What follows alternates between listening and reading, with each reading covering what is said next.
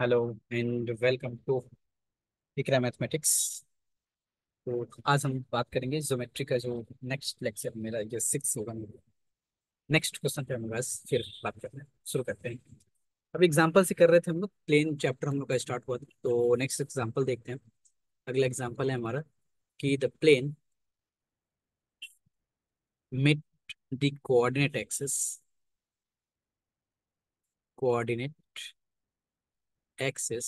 a at a b c such that the centroid of the triangle ABC is the point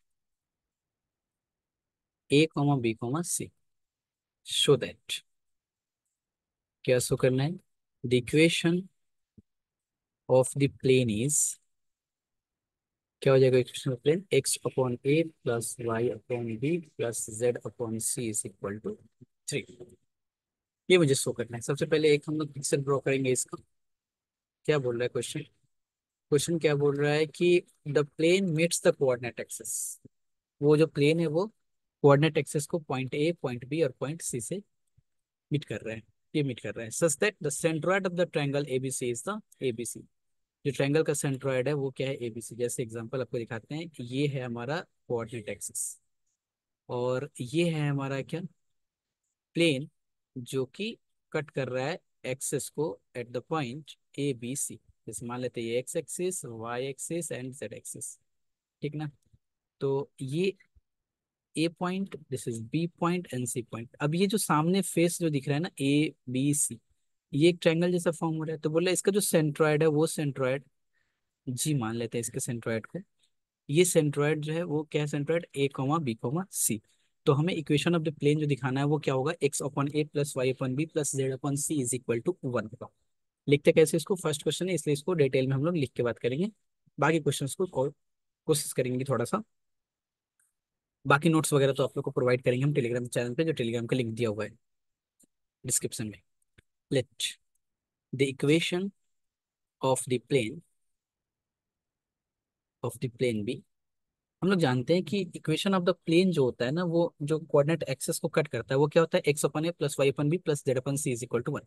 लेकिन यहाँ पे a B c already question में दे दिया है कि ये क्या है? मेरा ए बी सी सेंट्रोइड है। तो हम यहाँ पे कुछ और ले लेंगे। जैसे let the equation of the plane be x upon a dash plus Y upon b dash and plus z upon c dash is equal to 1। इस इक्वेशन नंबर 1। अब ये जो है it meets the axes in A, B and C. Therefore, the coordinates of A, B and C are, क्या हो जाएगा coordinates का? देखिए ये होता है ना ए डैश, तो यहाँ पे हो जाएगा ए डैश कॉमा 0,0। ये हो जाएगा आपका 0,B डैश कॉमा 0। पिछले लेक्चर में मैंने ये सब चीज डिटेल में बात की है ना। और ये हो जाएगा आपका 0,0,C डैश। तो coordinates of the a B c are क्या हो जाएगा आपका? This is a dash comma 0,0 and 0,B dash comma 0 and 0,0,C dash respectively use कर लेंगे यहाँ पे, तो बेटर होगा क्योंकि ए का कोऑर्डिनेट्स, बी का कोऑर्डिनेट्स एंड सी का कोऑर्डिनेट्स। ठीक। द द कोऑर्डिनेट्स ऑफ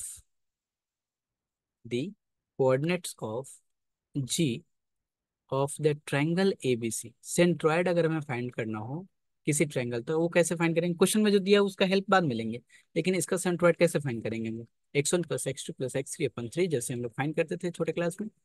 छोटे क्लास में नहीं, जब भी हम लोग इसको पढ़े हो तो 3 and this is y1 plus y2 plus y3 upon 3 and this is z1 plus z2 plus z3 upon 3। मतलब ये फॉर्मूला है कि अगर कोई ट्रायंगल का point, this is a B c, इसका अगर कोऑर्डिनेट्स है x1 y1 z1 and this is x2 y2 z2 and this is x3 y3 z3। तो इसका कोऑर्ड अगर हमें सेंट्रोइड फाइंड करना, तो सेंट्रोइड फाइंड करते हैं x1 plus x2 plus x3, जो चीज मैंने यहाँ पे लिखा है।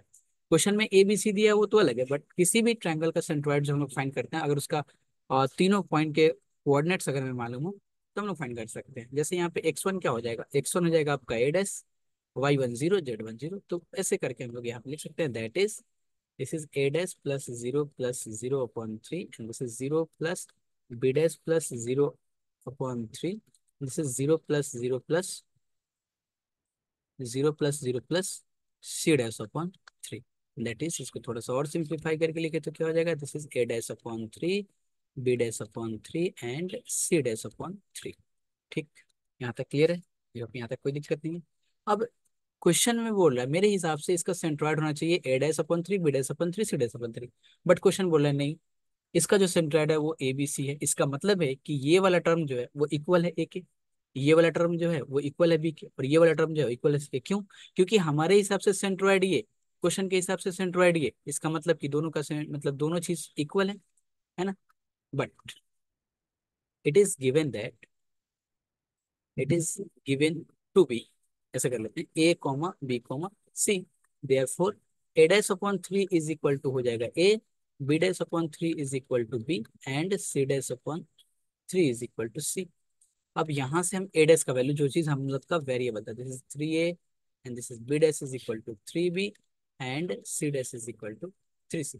तो ये a डैश, b डैश और c डैश, ये तो हमने जो प्लेन का इक्वेशन लिया था, जैसे लिखते हैं ना x upon a plus Y upon B plus z upon C, तो ये a b c जो होता है वो कट करता है एक्सिस को। मैंने a dash b dash c dash लिया था, वो मैंने अपने हिसाब से लिया था कुछ भी, तो a डैश का मतलब निकल गया, b डैश का निकल गया, तो इसको वैल्यू को पुट कर देते हैं।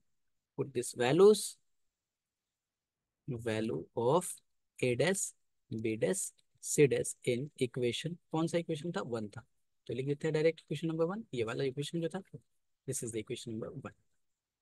मतलब क्या हो गया, this is the x upon 3a, sorry x upon 3a plus y upon 3b and plus z upon 3c is equal to 1। That imply x upon a plus y upon b and plus z upon c is equal to 3, which is the required equation of the plane. Complete हुआ ये question. Question समझने पे कोशिश कीजिए ज़्यादा, और बाकी जो मतलब नोट्स वगैरह की बात है, वो नोट्स वगैरह हम टेलीग्राम पे प्रोवाइड कर देंगे। चलिए नेक्स्ट, इसकी कुछ नोट की बात करते हैं। नोट क्या है इसकी, the equation of plane, the equation of plane is normal form, normal form is this is l x plus m y plus n z is equal to p, where p be the length of perpendicular from the origin to the plane and LMN be the DCS of their perpendicular, of their perpendicular। ठीक है, चलिए इसको देखते हैं ये क्या note बोलना चाह रहा है, इस नोट को समझते हैं। The equation of plane is normal form, अगर कोई प्लेन नॉर्मल फॉर्म में हो तो उसका हमें क्या निकालना है, इक्वेशन अगर हम देखना है तो वो इक्वेशन क्या हो जाएगा, l x plus m y plus n z is equal to. अब ये एल एम एन एक्स क्या है, ये सब चीज देखते हैं। पी क्या है, P with the length of the perpendicular from the origin, origin से perpendicular to the plane, plane के ऊपर, और एलिमेंट क्या है, with the DCS of their perpendicular. समझिएगा ध्यान से, equation of plane normal to the plane, है ना। जैसे फॉर एग्जांपल बताते हैं, सपोज करते हैं कि एक एक्सेस बनाते हैं, दिस इज एक्सेस। पहले वाला वीडियो देखेंगे तो वहां पे ये सब चीज मैंने डैशमोस पे क्लियरली दिखाया है। सपोज करते हैं कोई प्लेन है, ये प्लेन है। अब हमें ये नहीं पता है कि ये किस कोऑर्डिनेट एक्सेस, किस एक्सेस पे कट कर रहे हैं इसको, है ना। जस्ट 1 सेकंड, थोड़ा वेट करेंगे।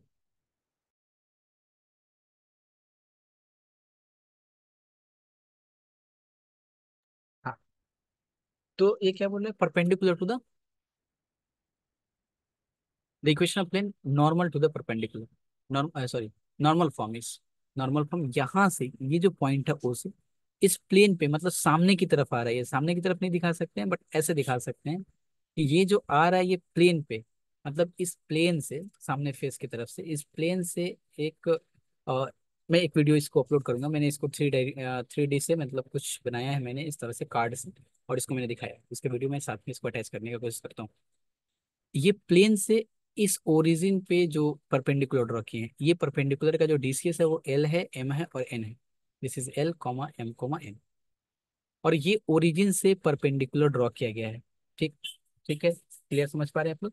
ये रहा ओरिजिन और ये रहा सामने। मतलब जैसे हम यहाँ पे पेन को रख रहे हैं और पेन जैसे मेरा परपेंडिकुलर दिखा रहा है, इस परपेंडिकुलर प्लेन पे परपेंडिकुलर है ये। ठीक है ना? उसका जो इक्वेशन होता है वो l x plus m y plus n z is equal to p होता है। मैं इसके साथ अटैच करूंगा इसी वीडियो के साथ में, इसी में। ठीक है ना? अब एग्जाम्पल लेते हैं। जैसे हाँ, इसका परपेंडिकुलर डिस्टेंस बता दिया था, this is the called p. और क्या, l x m l M n मैंने तो लिख दिया ऑलरेडी। अब एक एग्जांपल देखते हैं। एग्जांपल क्या है कि a variable plane, a variable plane है विच, जो कि remains at a constant distance, constant distance 3p from the origin origin and cuts the coordinate axis, coordinate axis in a comma b and c, show that the locus of the centroid of the triangle ABC, triangle ABC is, this is x minus 2 plus y minus 2 plus z minus 2 is equal to p to the power minus 2। तो हमें ये देखना है कि कोई variable plane है जो constant distance से 3p, कहाँ से, ओरिजिन से। मतलब एक अगर हम बनाते हैं पिक्चर, ऐसा कुछ, ऐसा। तो यहाँ से देखिए, ये थ्री डायग्राम है ना, 3D डायग्राम है। तो यहाँ से ये प्लेन है, अगर कोई मेरा, ये कोई प्लेन है, तो इसका इस ओरिजिन से जो परपेंडिकुलर डिस्टेंस है, मतलब ये जो प्लेन पे आ रहा है, ये परपेंडिकुलर जो डिस्टेंस है वो डिस्टेंस कितना है, 3p है ना? और कोऑर्डिनेट एक्सिस को कट कर रहा है पॉइंट ए बी सी पे। मान लेते हैं this is a and this is b and this is c. This is x axis, x axis, Y axis and Z axis, इसको कट कर रहे हैं यहाँ पे। तो हमें शो करना है कि the locus of the centroid of the triangle, ये जो ट्रायंगल है इसका सेंट्रोइड जो होगा ना वो लोकेट करेगा इस पे, x to the power minus two, y to the power minus two, z to the power minus two and p to the power minus two. Simple सा क्वेश्चन, फटाफट कर लेते हैं इसको भी। ऐसा क्वेश्चन एक 2023 में आया है, इसके बाद ही क्वेश्चन लेते हैं। साथ साथ आप लोग का ये कोर्स के साथ साथ, मतलब जो भी PYQ जिस टॉपिक से रिलेटेड होगा उस टॉपिक से रिलेटेड ही करते चले जाएंगे, जिस हेडिंग से रिलेटेड होगा। जैसे let the variable plane is, variable plane at a distance, at a distance 3p from the origin is। अच्छा, यहाँ पे एक ये भी क्वेश्चन आएगा कि सर यहाँ पे तो ये भी ले सकते हैं, let the variable plane cuts the coordinate axis at the point A B C is x upon A B C something, ऐसा कुछ।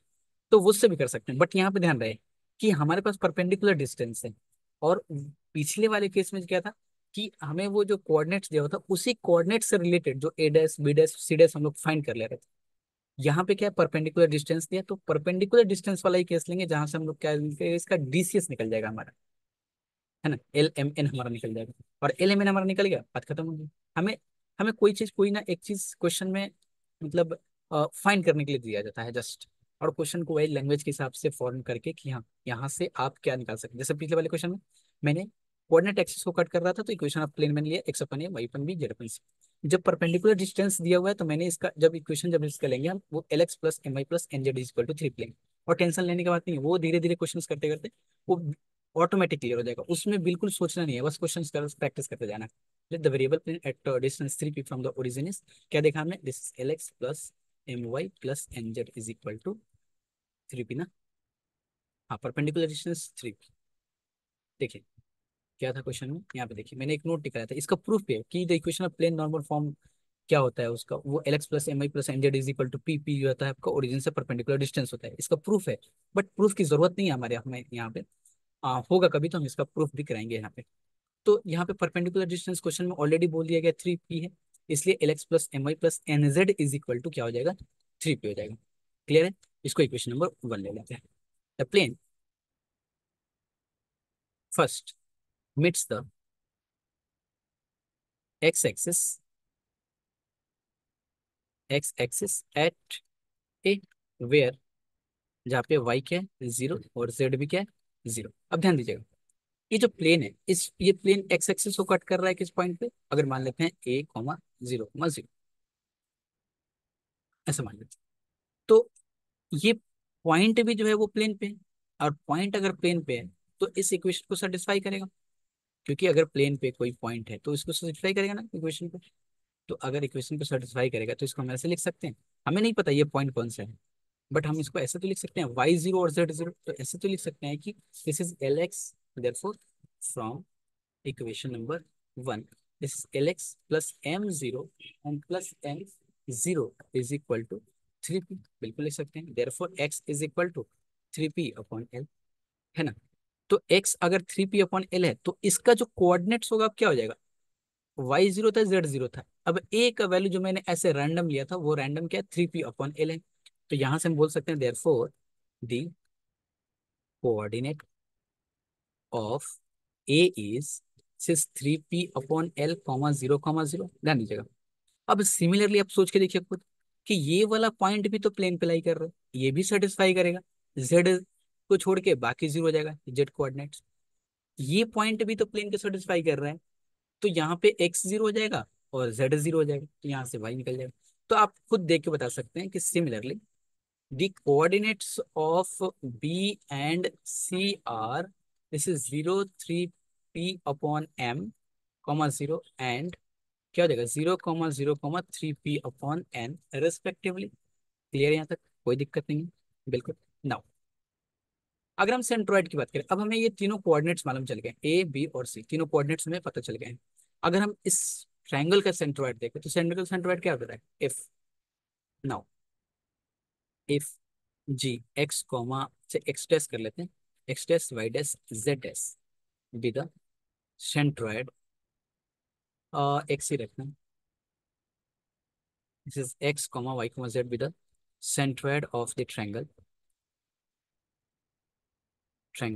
ए बी सी, देन क्या हो जाएगा, then x is equal to, हम लोग अभी पढ़ के हैं, this is 3p plus zero x1 plus x2 plus x3 upon 3, y is equal to 0 plus 3p, sorry 3p upon l, 3p upon l plus 0 upon 3, sorry 3, and z is equal to 0 plus 3p upon n upon 3, and this is 3 3 cancel हो जाएगा, this is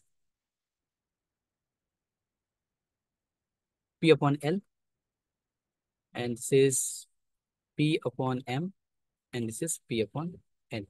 हमें तो चाहिए थे L M N, क्योंकि हमने equation क्या लिया था l x plus m y plus n z is equal to p, ये डीसीएस नहीं मालूम मालूम था हमें, और ये डीसीएस चाहिए मुझे, तो हम और हमें चाहिए क्या, लोकस चाहिए, तो यहाँ पे हम बोल सकते हैं कि जो एल होगा हमारा पी अपॉन एक्स हो जाएगा, दैट इम्प्लाई यहीं पे लिख देते हैं L is equal to P upon x, m is equal to P upon y and n is equal to P upon z, since LMN be the DCS of the normal to the plane, therefore L square plus m square plus n square is equal to क्या हो जाएगा, 1 हो जाएगा। तो यहाँ से क्या देख सकते हैं, L is equal to P upon X का square and P upon Y का whole square and P upon Z का whole square is equal to, यहाँ से हम क्या बोल सकते हैं, P square this is x-2, y-2, z-2 is equal to, यानी कि हम यहाँ से क्या बोल सकते हैं, x-2 plus y-2 plus z-2 is equal to p to the power -2। बस सेंट्रोइड हमें फाइंड करना था, सेंट्रोइड का लोकेश एक्स डैश रखते हैं, तो यहाँ पे इसको फिर से एक्स में कन्वर्ट कर देते हैं हम, बस सिंपल सा क्वेश्चन सही है। नेक्स्ट एग्जाम्पल जो 2023 में आया था हमारा, ये एग्जाम्पल नंबर 2023, ये यूपीएससी का 2023 में ये क्वेश्चन ऑलरेडी आ चुके। A variable plane is at a constant distance p from the origin, from the origin, and meet the axis in A, B and C. Show that, क्या show करना है? Show that the locus of the centroid, I hope ये easily solve कर पाएंगे आप लोग। Centroid of the tetrahedron, tetrahedron की बात हमने कर ली है पहले। चार फेसेस, चार फेसेस, सॉरी,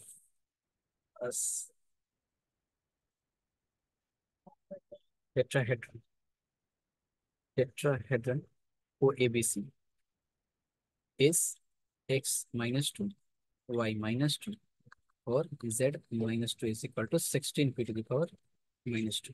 कुछ नहीं है, बस ये यहाँ पे आपका टेट्राहेड्रन आ गया है। और बाकी ये सेम सेम जैसे पिछला क्वेश्चन था वैसे ही है ये, और कुछ नहीं। तो इसको देखते हैं, थोड़ा सा पानी पी लेते हैं फिर इसमें जस्ट 1 सेकेंड आपको।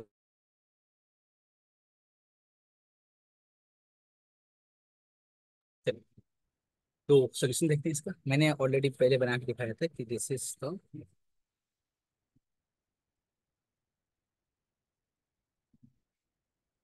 गंदा बन गया, मतलब ऐसे आपको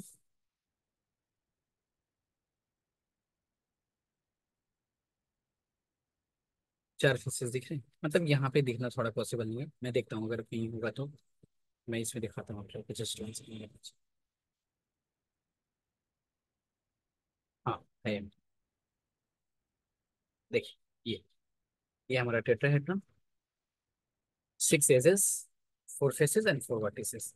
मतलब क्या होगा ना, देखिए ये एक फेस बना लेते हैं, ये एक फेस बना लेते हैं ट्रायंगल टाइप का, ये एक फेस बना लेते हैं और एक पीछे, सबको ऐड कर देंगे तो ये मेरा एक क्या हो जाएगा, tetrahedron type.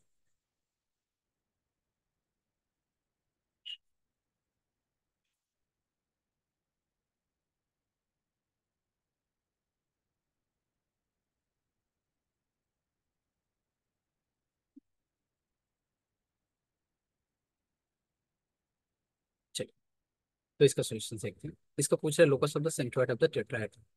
Very simple question है ये। सोल्यूशन देखते हैं इसका। A variable plane is at a constant distance p from the origin। फिर से वही बात हो गई इसकी। तो वैसे टेट्राहेड्रन बनाना थोड़ा लिए मेरे लिए मुश्किल है, ड्रॉ जैसे मैंने पिक्चर दिखाया। आप चाहें तो ऐसे ड्रॉ कर सकते हैं।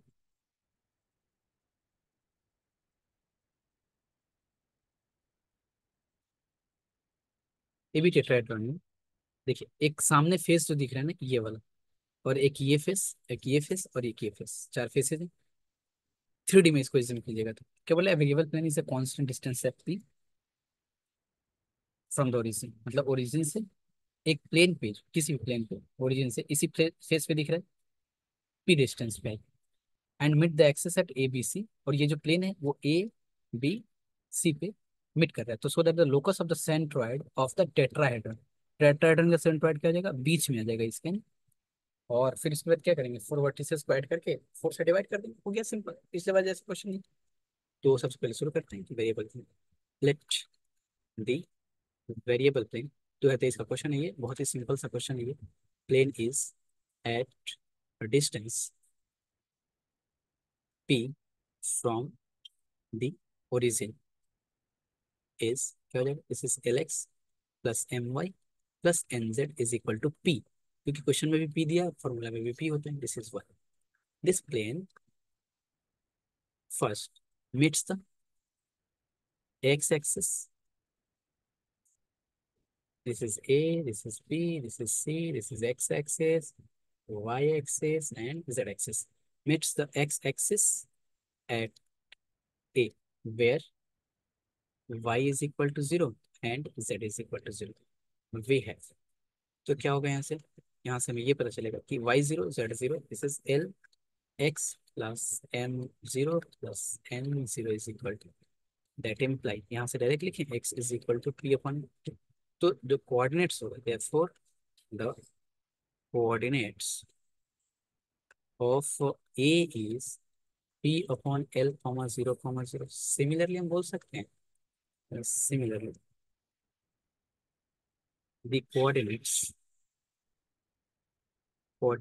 of B and C are, हो सकते हैं, this is 0 comma P upon M comma 0 and this is 0 comma 0 comma P upon N respectively, बोल सकते हैं, बिल्कुल से बोल सकते हैं ये चीज। तो हमें ये सारे कोऑर्डिनेट्स पता चल गए। और एक तो मेरा ओरिजिन है, उसको ओरिजिन ले लेते हैं। Let now let Z be the centroid of the tetrahedron ABC, tetrahedron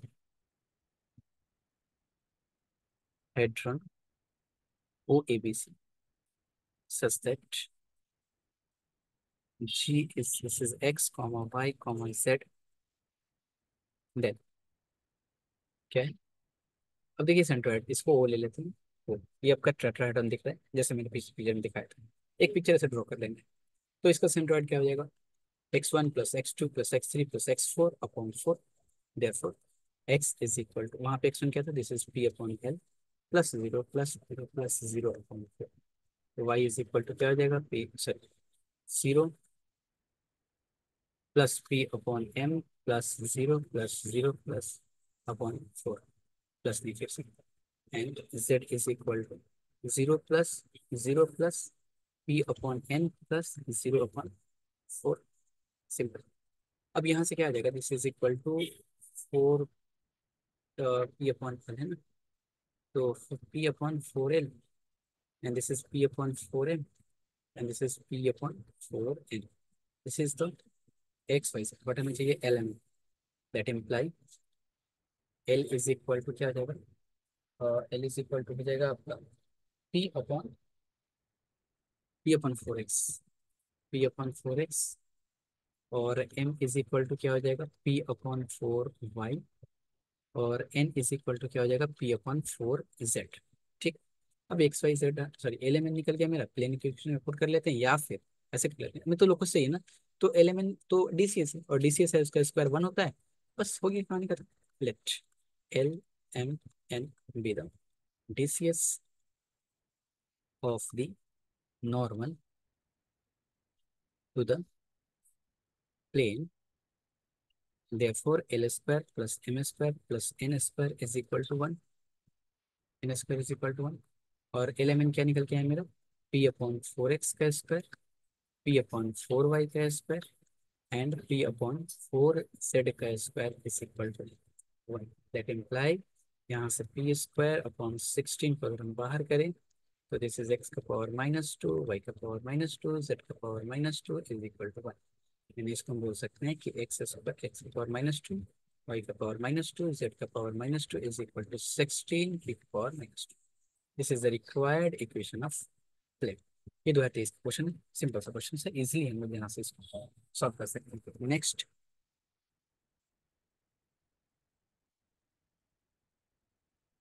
next question देखते हैं। A variable plane, a variable plane is at a constant distance p from the origin and meets the axis in a b and c। अच्छा, जो ये speed मैंने पढ़ा रहा है, ये सारे कंसेप्ट क्लियर हो गए, इसलिए मैंने क्वेश्चंस को सिर्फ स्पीड में करा रहा है। जब हम कंसेप्ट का बात करते हैं तो हम बहुत ही स्लो और आराम से बात करते हैं। ऐसा नहीं है कि मैं मतलब सारे बस स्पीड करते करते जा रहे हैं, करते जा रहे हैं, ऐसा कुछ नहीं है। मैं बहुत आराम से पढ़ाता हूँ जब थ्योरी पार्ट पढ़ाता हूँ, बट ये क्वेश्चंस आप लोग करने चाहिए क्योंकि मैंने सारे कॉन्सेप्ट क्लियर कर दिए। बट मेरे साथ साथ भी प्रैक्टिस हो रहा है, और आप लोग के लिए थोड़ा सा आसान हो जा रहा है। कोशिश करिए पहले खुद से करने का, नहीं हुआ फिर वीडियो देख सकते हैं। So A B C planes are drawn parallel to the coordinate coordinate axis, coordinate planes prove that the locus of their point of intersection point of intersection is x power -2, y power -2, z power -2 is equal to p to the power -2। इसको देखिए example.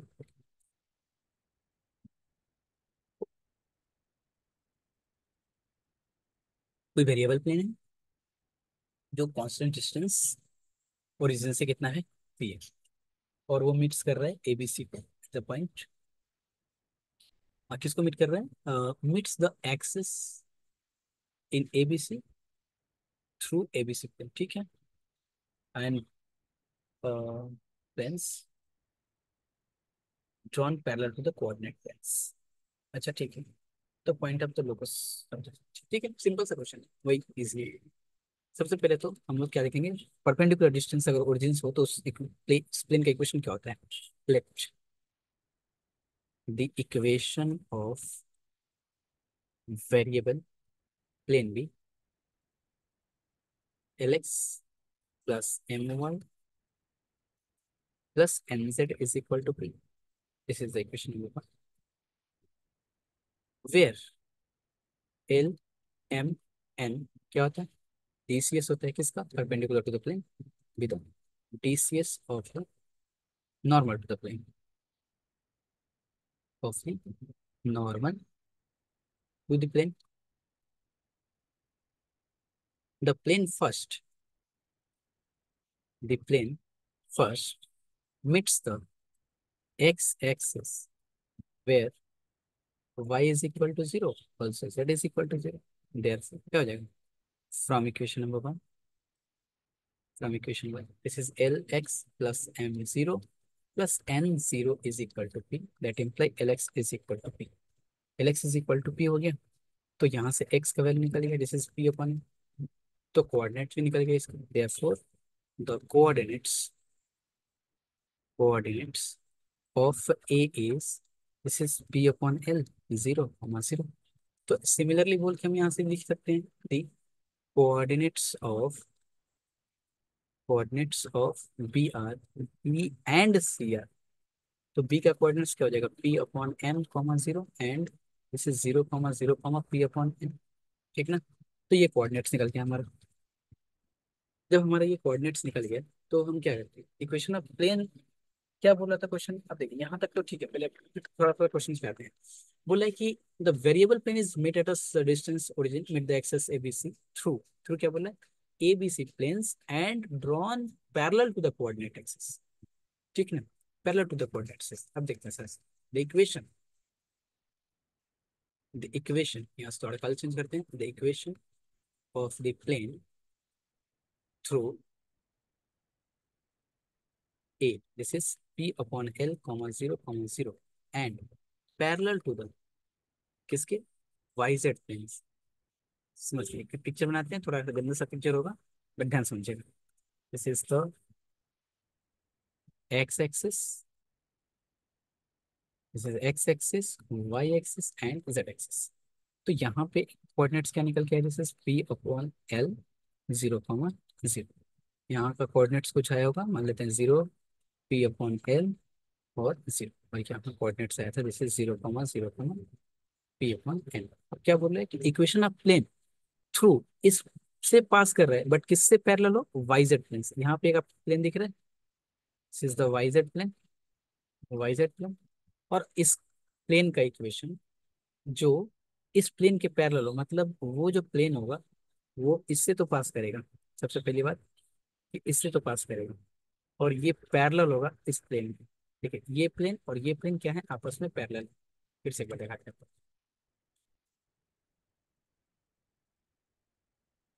देखिए तो समझ में आ रहा है, ये plane देखिए आमने सामने पैरेलल प्लेन।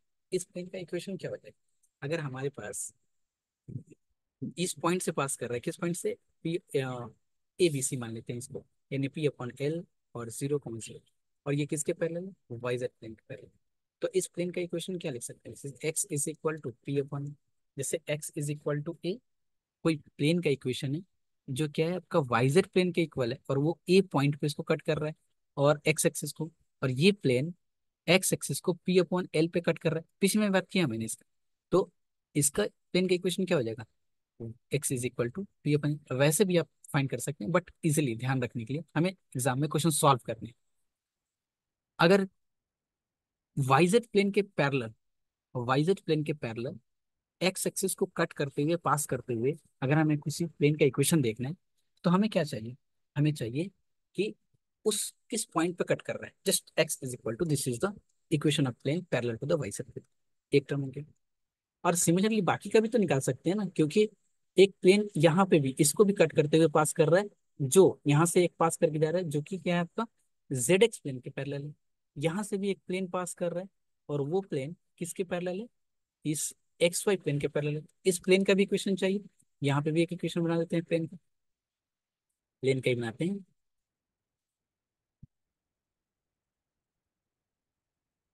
ये देखिए, अभी आप समझ पा रहे हैं आप लोग कि यहाँ पे एक प्लेन है, यहाँ पे एक प्लेन है, और यहाँ पे एक छत पे एक प्लेन है। ये प्लेन है एक्स वाई प्लेन के पैरेलल, ये प्लेन वाई जेड प्लेन के पैरेलल, और ये प्लेन आपका जेड एक्स प्लेन के पैरेलल है। तो पहले तीनों प्लेन का इक्वेशन निकालते हैं, फिर आगे बात करते हैं हम आपसे। Similar equation of the plane through बी, दिस is 0 p m 0 and 0 0 p n, which is parallel to, parallel to the, ये प्लेन किसके है? Z x plane, and this is x y plane. Planes are क्या हो जाएगा? Y is equal to P upon m, z is equal to P upon n. This is 3 and 4, इसको 2 number बोल देते हैं। Three planes, the three planes कौन सा? ये जब जब मैंने बात की, अभी जब मैंने क्वेश्चन निकाला, the three planes 2, 3 and 4 meets the point P, कोई पॉइंट P ले लेते हैं। This is P upon L, P upon M and P upon. ये बात कैसे बोल सकते हैं सर आप कि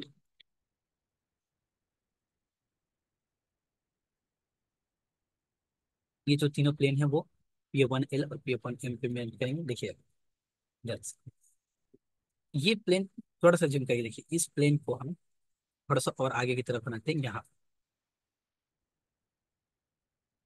जस्ट देखो, पिक्चर बना देते हैं। जैसे मान लेते हैं कि ये छत वाला प्लेन था जो एक्स वाई प्लेन के पैरेलल, और मतलब घर के जैसे बनाते हैं ना, सोच के देखिए ना, यहाँ पे घर के जैसा बनेगा। तो यहाँ पे एक कॉमन पॉइंट होगा। जैसे इसको थोड़ा सा और आगे की तरफ बनाते हैं, इसी तरह इस प्लेन एंड ये प्लेन। तो ये जो कॉमन पॉइंट होगा, ये जो कॉमन पॉइंट, तो एक्स पे कितना चला है? पी अपन। ये कॉमन पॉइंट की बात करते हैं। वाई पे कितना चला है? दिस इज पी अपन। और जेड पे कितना चला है? पी अपन। तो ये जो कॉमन पॉइंट होगा इन तीनों पेड़ से रिलेटेड, और जब हम इसका ये बनाएंगे ना, हाँ, बेटर है कि मैं इसको दिखा दूँ, नहीं तो फिर थोड़ा सा कंफ्यूजन इसमें तो होता नहीं है। देखिए, समझ लीजिएगा तो बेटर रहेगा।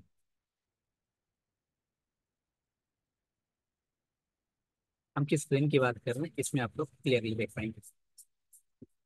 देखिए, एक प्लेन तो ये हमारा है जो एक्स वाई प्लेन के पैरेलल है, इस प्लेन की बात करें। ठीक, एक इस प्लेन के पैरेलल है।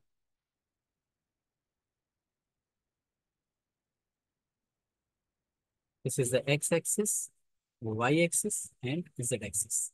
समझिएगा ध्यान से। ये प्लेन जो कि यहाँ पैरेलल, इसके पैरेलल, ग्राउंड फ्लोर के पैरेलल। ये प्लेन वाई जेड प्लेन के पैरेलल है। कौन सा प्लेन? ये वाला प्लेन। क्लियर हो पा रहा है? और एक और प्लेन है जो किसके पैरेलल है? किसके पैरेलल था वो? Y z plane, z x plane के पैरेलल। तो जेड एक्स प्लेन के पैरेलल कौन सा प्लेन दिख रहा है आपको? ये वाला प्लेन। कलर कर देते हैं इसको भी व्हाइट से। ये वाला प्लेन देखिए, तो जेड एक्स प्लेन के पैरेलल, और वो पास भी कर रहा है इस पॉइंट से। ये वाइट वाइट वाला जो प्लेन मैंने बनाया, ये वाइट वाला प्लेन, वाइट ये जो जो भी कोऑर्डिनेट्स है इससे पास कर रहा है। ये रेड वाला प्लेन जो मैंने बनाया, ये रेड वाला प्लेन इस पॉइंट से पास कर रहा है। और ये जो छत का जैसा दिख रहा है, जो येलो और ग्रीन कलर है, ये प्लेन, तो ये तीनों प्लेन एक पॉइंट पर मीट कर रहे हैं, इस पॉइंट पे। तो इस पॉइंट का कोऑर्डिनेट क्या हो जाएगा? इस पॉइंट का कोऑर्डिनेट आप खुद देख के बताइए, इस पॉइंट का कोऑर्डिनेट क्या हो सकता है, खुद देख के बताइए। तो आप बोलेंगे सर एक्स पे कितना, तो इसका जो कोऑर्डिनेट था पी अपॉन एल, वाई पे कितना, sorry P upon L, Z पे कितना, तो P upon N, L M N. तो यही तो हमने यहाँ पे लिखा है, this is the P upon L, P upon N and P upon L. बस, फिर इसके बाद क्या, सॉल्व हो गया मेरा। देयरफॉर एक्स जो होगा हमारा,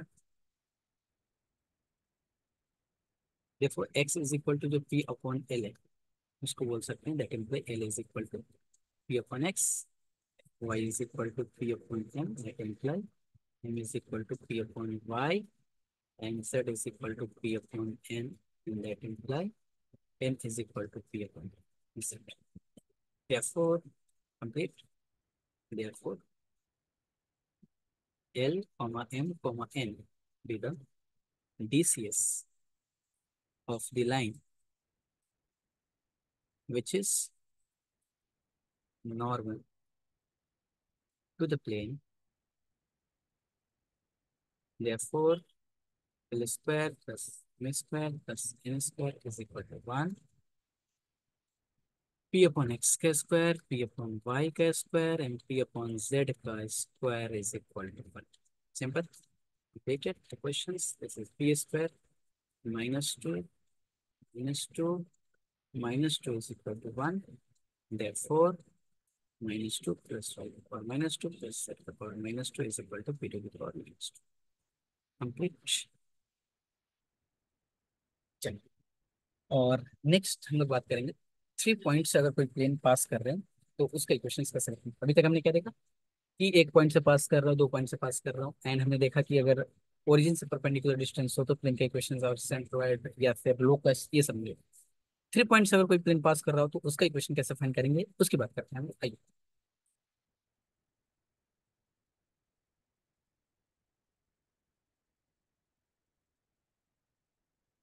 एग्जाम्पल से ही बात समझते हैं। 3 points form, 3 points form to find the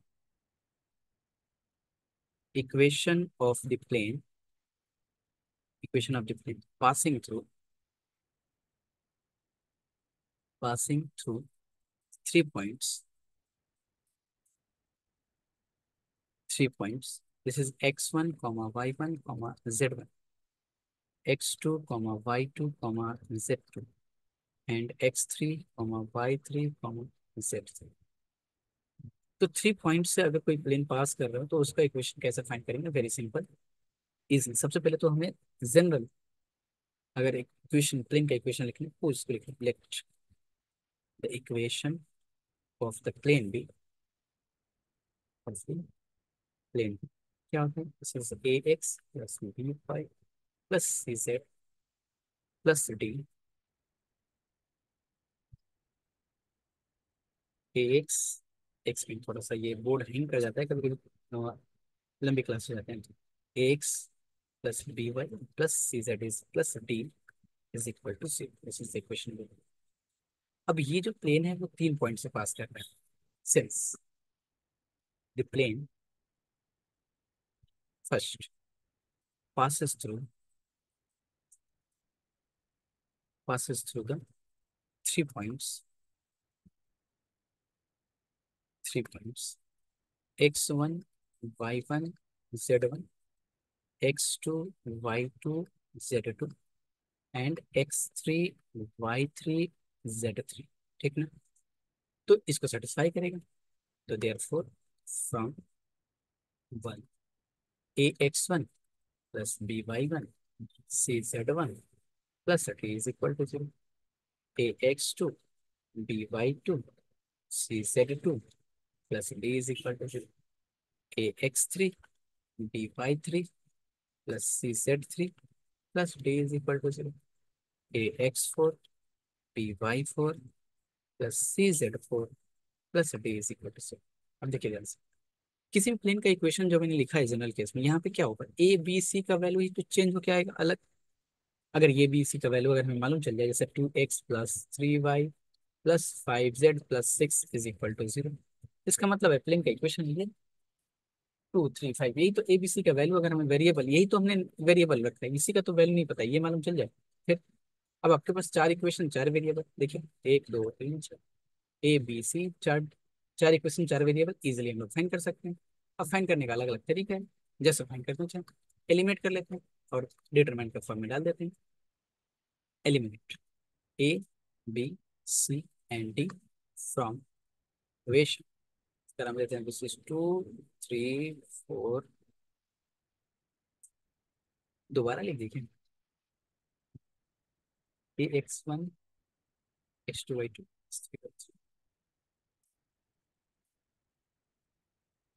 वो 3 पॉइंट्स, सॉरी सॉरी सॉरी, 3 ना, और 1000, A B C D from, नहीं यहाँ पे तो तीन ही है, एक यहाँ पे भी है ना, ए बी सी डी, चार इक्वेशन हुए, मैंने एक गलती से लिख दिया था। Element A B C D from equation 1 2 3 and 4, determine value, this is x y z1, x1 y1 z1 1, x2 y2 z2 1, x3 y3 z3 1 is equal to 0, which is the required equation of the plane, equation of the plane। तो ये तो हमारा हो गया general case. एक example लेके देखते हैं एंड देन इसको सॉल्व करके देखते हैं